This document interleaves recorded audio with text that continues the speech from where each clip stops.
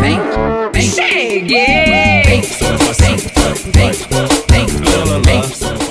minhas youtubers das antigas, como foi pra Rai abrir o coração e falar sobre o abuso que ela sofreu na infância?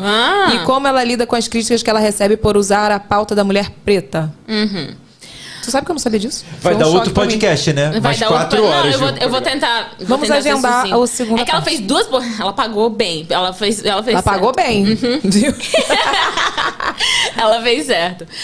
O abuso. Qual foi a primeira pergunta em relação ao abuso? Como foi pra mim me abrir em relação a isso? Como foi pra Rai abrir o coração e falar sobre o abuso que ela sofreu na infância? Eu não soube disso. Se soube, foi muito pincelado. Foi recente.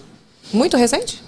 Poucos meses. Que ela divulgou. Tá. Que eu divulguei. Acho que há muitos anos atrás. Eu tinha 6 anos. Sim, isso que eu quero saber. Quando você divulgou, porque eu não fiquei sabendo. Eu não faz muito tempo, não. Foi em maio. Maio lá. Tem uns 3 meses. Abril, maio. Foi isso mesmo. Eu sofri quando eu tinha 6 anos. Foi um abuso não... um aliciamento, né, que se chama, né? Quando o abuso em si, né, a relação sexual não se concretiza. Mas eu sofri um abuso quando eu tinha 6 anos de idade, bem bebezinha. E eu sempre soube que eu ia falar sobre isso. Eu só não sabia quando. E eu senti que poderia ser agora, sabe? Pra poder libertar e dar coragem pra outras mulheres falarem sobre isso. Porque muitas feridas emocionais que a gente carrega é por não ter tratado dessas coisas. Por não ter perdoado, ou por não ter conversado, ou por não ter sido acolhida. Tem muita coisa que envolve esse assunto. Vocês fizeram um podcast recente sobre isso, né? Tem muita coisa que envolve esse assunto e que carregam até sobre como é muito pesado, mas sobre como você escolhe os seus parceiros ao longo da sua vida. Sim. Assim. Até isso é refletido, impactado. Tá com frio, né? Não, tô nervosa. Ah, tá. A Nayara sempre fica nervosa com esse assunto. Mas eu sempre falei disso na medida do possível. A Nayara já sabia disso há muitos anos. A gente já conversou sobre isso há muito tempo, porque eu sempre tento trazer isso. O YouTube foi um depois, mas eu sempre, numa roda de mulheres, com outras amigas, com outras pessoas, eu gosto de tocar nessa ferida, nesse assunto, porque a gente só se cura conversando. Sim. A gente só se cura confessando, falando umas pras outras, dizendo eu te entendo, eu te acolho, eu sei como isso é difícil. Porque foi assim que a minha cura veio, sabe? A partir desse lugar. E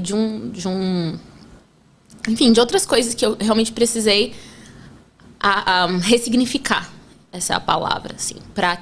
Mas eu falo disso como uma pessoa que passou por isso, venceu essas feridas, essas possibilidades, e quer alertar mães de coisas que aconteceram, principalmente como reagir quando sua criança fala sobre isso. Criança, dificilmente, eu estudei também sobre esse assunto na época, é raríssimos os casos em que a criança inventou aquilo. Quase não acontece, geralmente é verdade, e ela precisa de uma força muito grande para poder ter coragem de contar. Porque se ela não tiver apoio, é o que eu sempre falo, se ela não tiver apoio em casa, ela vai ficar assim, meu Deus. Exato, então eu era culpada mesmo. Então eu sou culpada. E isso acontece numa fase da vida em que como você não tem uma percepção de mundo muito ampla, você sempre traz a culpa como sua para as coisas, de coisas que acontecem com você. Eu me culpei, gente, até agora, recentemente. É isso. Aconteceu isso com você? Sim. E é muito assunto, isso que gente. Eu sei, não, isso eu sabia também, mas é... Dos 6 aos 12. 6 anos, mesma pessoa. Mesma pessoa. Família, né? Família.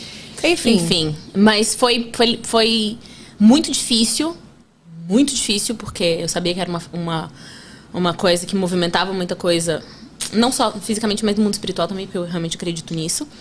Mas eu queria urgentemente alertar mães, principalmente, e acolher outras mulheres que passaram por isso. Foi bom. Então, foi isso. Qual é o nome dela mesmo? Andresa Barcelos. Ela perguntou a outra pergunta. Como ela lida com as críticas que ela recebe por usar a pauta da mulher preta? Eu entendo. Honestamente. Se você me perguntar se eu sei o que é o que é ser uma mulher negra de cabelo crespo e pele escura, eu não sei. Eu tenho a minha história. Certo?